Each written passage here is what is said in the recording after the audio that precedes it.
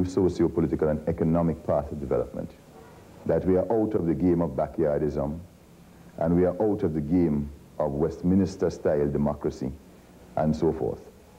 Now, that is a very, very dangerous thing, so far as President Reagan is concerned, because President Reagan sees himself as an international crusader for his concept of democracy and for his concept of free enterprise development.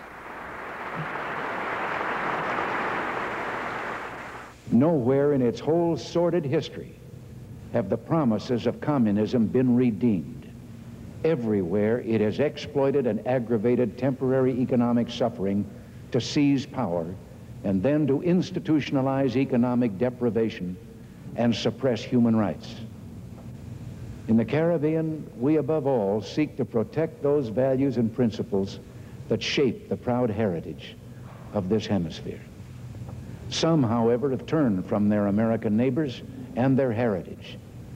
Let them return to the traditions and common values of this hemisphere, and we all will welcome them. The choice is theirs. Ronald Reagan's words were clearly directed at Maurice Bishop and the radical government of Grenada.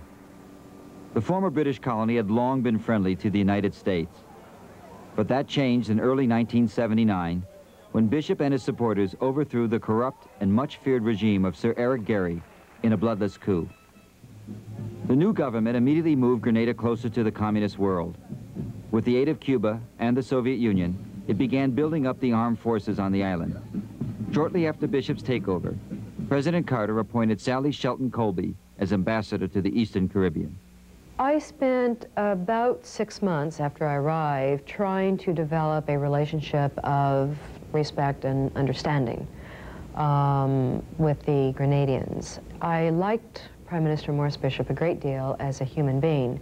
We had our philosophical disagreements, but I felt he had a great and deep and sincere interest in making things better for Grenadians, which I couldn't say about Eric Gairy, his predecessor, who was overthrown.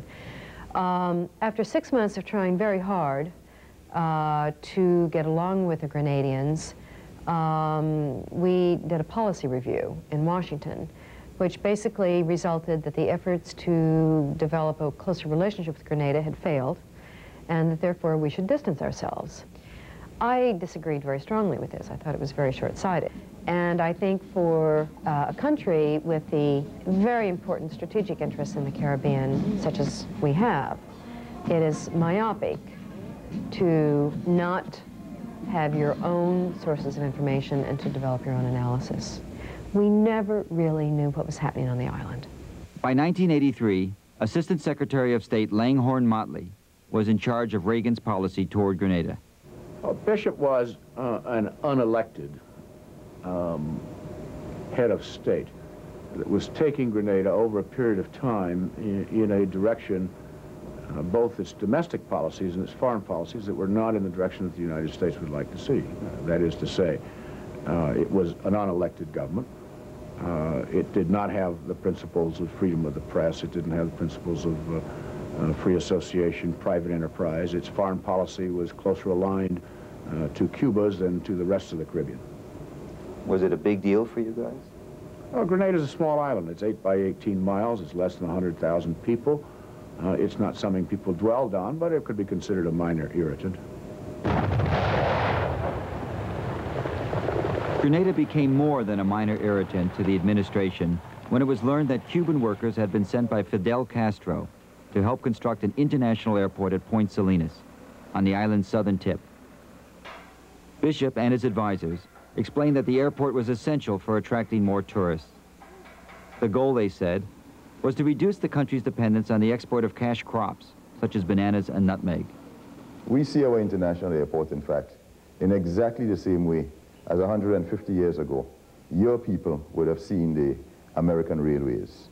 You would have seen the railway as being the hope for the future, correctly. We see the international airport the same way. Bishop's explanation for the airport was rejected in Washington. The president and his advisors were convinced that the Soviet Union and Cuba intended to use the airport for military purposes. The official who as the president's personal emissary played a major role in recommending the invasion, was Ambassador Francis McNeil. He retired last year as a senior deputy in the State Department's Bureau of Intelligence and Research. To your knowledge, was there any special efforts made to increase the intelligence presence or collection or assess Grenada? No, as you know, I'm very chary about going into details. I still have an obligation out of government. But I think in this case I can say that there wasn't much in the way of special action, because we didn't know very much, except the number of Cuban troops on the island. We did not, so far as I know, make an effort. We didn't have a diplomatic presence on the island, and I think we pretty much lived by the descriptions in our own rhetoric, rather than seeking the reality of the situation on the island. I sort of had the sense that that it was kind of a huff and I'll puff and I'll blow your Marxist house down kind of thing. Grenada, that tiny little island, with Cuba at the west end of the Caribbean, Grenada at the east end, that tiny little island is building now, or having built for it, on its soil and shores, a naval base, a superior air base, storage bases and facilities for the storage of munitions, barracks and training grounds for the military. It isn't nutmeg that's at stake in the Caribbean and Central America. It is the United States national security. Give you all an economic... I was absolutely staggered because he was talking about a Grenada that didn't have much resemblance to the Grenada to which I had been accredited as ambassador.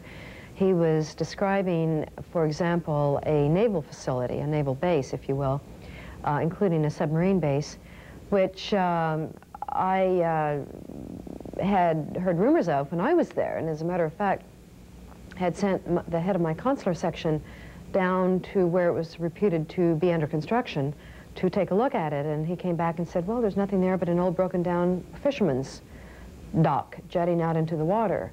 No indication of any kind of construction activity whatsoever.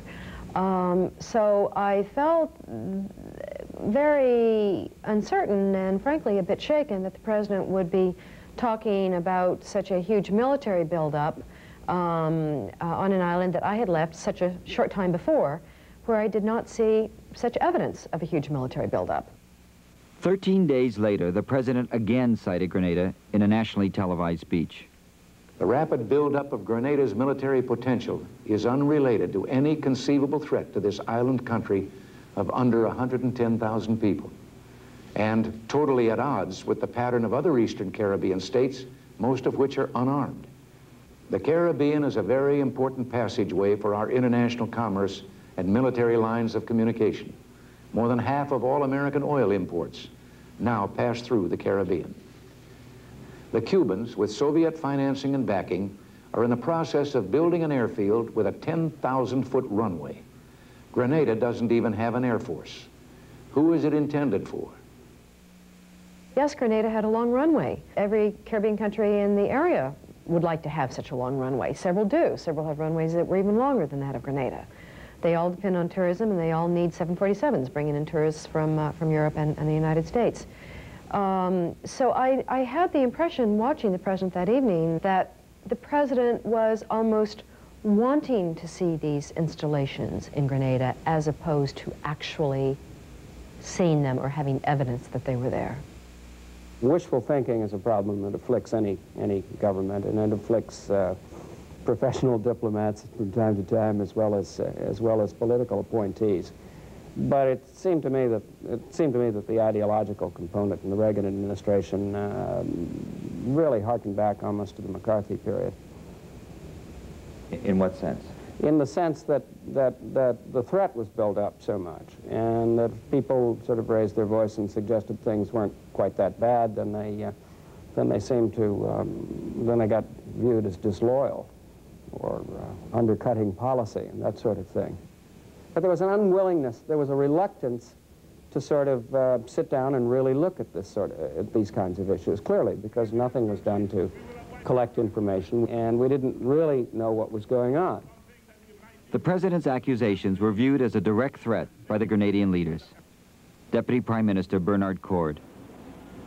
Comrades, I want to draw your attention to something that we must never forget. And that is the record of the United States governments over the years. Their records for telling lies, for making up stories when they want to invade a country, when they want to engage in a massive campaign of destabilization. They always start off by the most incredible propaganda stories about the country. They always start off by trying to build up a mood of hysteria to try and convince their people in order to be able to lay the groundwork for attacks on another country. The next speaker, Maurice Bishop, predicted an American invasion. In exactly the same way that they have had to move to violent force against other popular progressive revolutions around the world, they are right now,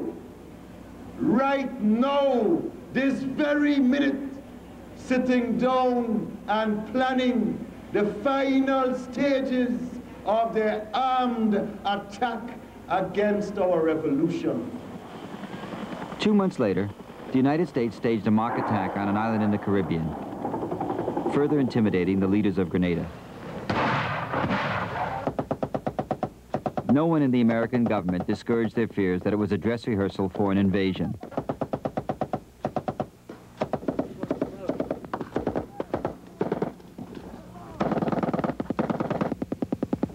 Within weeks, Maurice Bishop traveled to Washington seeking a meeting with the president. He met instead with Undersecretary of State Kenneth Dam and Judge William Clark, the National Security Advisor. Bishop seemed optimistic at a later press conference. Were you able, in all these contacts you've had, to establish beyond all shadow of doubt that Grenada is not a threat to the security of the United States? I think even before I landed in the United States, that was established beyond any shadow of doubt, frankly.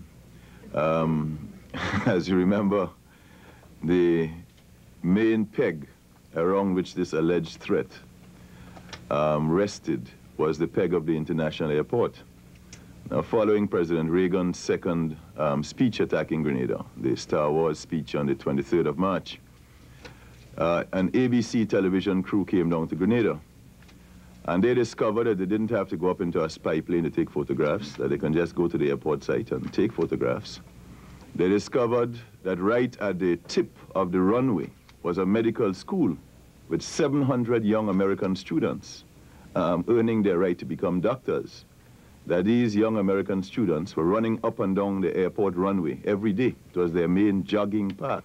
So as far as I am concerned, even before we got here, that particular piece of mythology had been blasted. But I would certainly hope that if there was any residue of doubt left, that the last 10 days would certainly have cleared it up once and for all.